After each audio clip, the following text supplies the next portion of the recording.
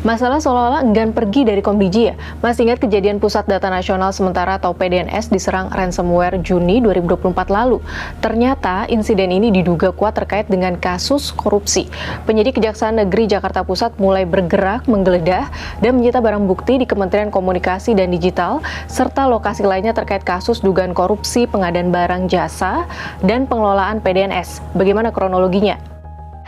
Dan beberapa tempat lainnya di Jakarta Pusat, Jakarta Selatan, Bogor, serta Tangerang Selatan terkait dengan penyidikan dugaan tindak pidana korupsi pada kegiatan pengadaan barang dan jasa pengadaan data nasional sementara tahun 2020 sampai dengan 2024. Terkait penggeledahan ini, pihak Komdiji pun mengakui akan menyerahkan ke proses hukum. PNS, Pak, ya, kita serahkan aja ke proses hukum ya.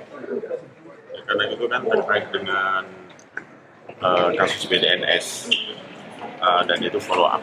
Jadi ya kita serahkan pada proses hukum. Pak, tapi ini kan terjadinya lokusnya itu kan terjadi saat Bapak sudah menjadi wamen di yang sebelumnya itu ya Pak ya, di kabinet sebelumnya.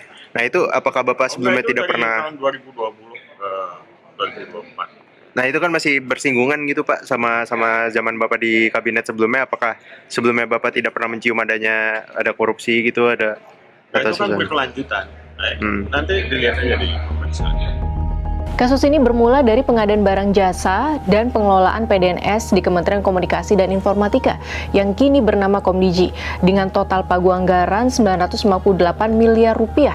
Dalam pelaksananya pada 2020 terdapat pejabat di Kemenkominfo yang bermufakat dengan pihak swasta untuk memenangkan PTAL dengan nilai kontrak 60,3 miliar rupiah. Pada 2021, PTAL kembali memenangkan tender serupa dengan nilai kontrak 102,6 miliar rupiah. Demikian pula pada 2023, lagi-lagi PTAL memenangi tender dengan nilai 188,9 miliar rupiah. Diduga sejumlah syarat dihilangkan demi memenangkan perusahaan swasta tersebut. Selanjutnya pada 2023, PTAL memenangi pekerjaan komputasi awan dengan nilai kontrak 350,9 miliar rupiah. Setahun kemudian 2024, PTAL juga menjadi pemenang proyek komputasi awan senilai 256,5 miliar rupiah. Pada proyek tersebut, PTAL bermitra dengan pihak yang tidak mampu memenuhi persyaratan berupa pengakuan kepatuhan ISO 22301.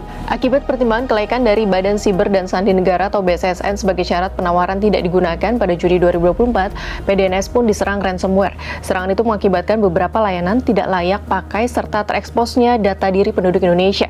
Setidaknya 282 layanan dijalankan instansi pemerintah, baik untuk urusan internal ataupun layanan masyarakat, tidak bisa digunakan. Padahal pelaksanaan pengadaan PDNS tersebut telah menghabiskan anggaran lebih dari 959,4 miliar rupiah. Kasus itu terjadi karena diduga pelaksanaan pekerjaan tidak sesuai dengan Peraturan Presiden Nomor 95 Tahun 2018 tentang Sistem Pemerintahan Berbasis Elektronik.